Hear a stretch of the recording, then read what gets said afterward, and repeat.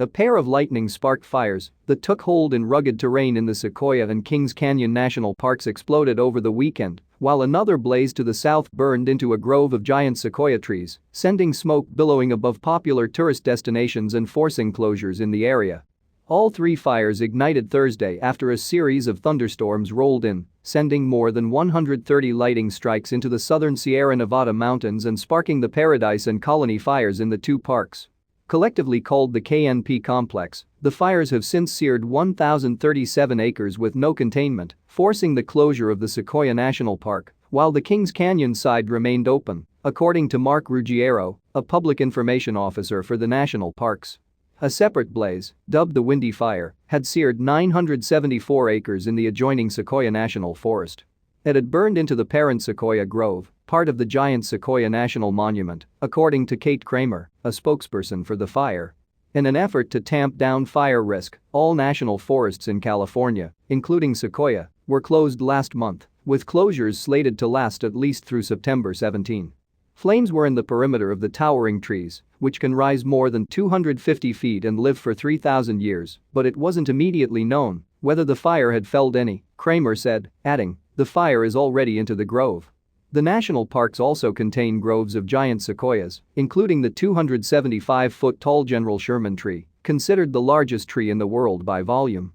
Although the fires are not near the General Sherman tree or any of the other groves of giant redwoods, they are considered a threat to the sequoias, Ruggiero said. The potential is there, with the current climate and how fires have been burning these last 2 years, he added. Last year's Castle Fire destroyed hundreds of towering sequoias. Ruggiero said the giants were naturally fire-adaptive trees and need fire to reproduce. But the ferocity of recent fires is actually stymying growth.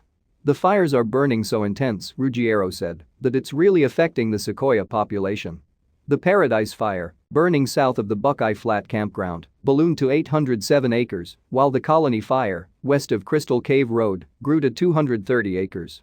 Given the challenging terrain, with the Paradise Fire raging at an elevation of 5,000 feet, crews attacked it from the air, officials said. "We've been painting the mountains red with retardant the last couple of days," Clay Jordan, park superintendent, said during a community meeting. "So we hit that very aggressively." Mandatory evacuations were issued for the Silver City and Cabin Cove area on Mineral King Road, with the Exeter Veterans Memorial Building serving as a temporary evacuation point, the Tulare County Sheriff's Office said.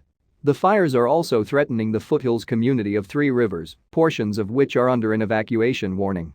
The Windy Fire ignited in the Tule River Indian Reservation before pushing into the national forest, where it's rapidly spreading south and east through dead timber and other dry vegetation, Kramer said.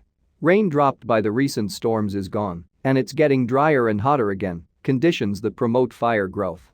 Like the KNP Complex to the north, the Windy Fire has been difficult to attack, with its location amid difficult terrain and intense fire behavior. The flames are backing downhill, and there are rollouts when a burning log tumbles down, Kramer said.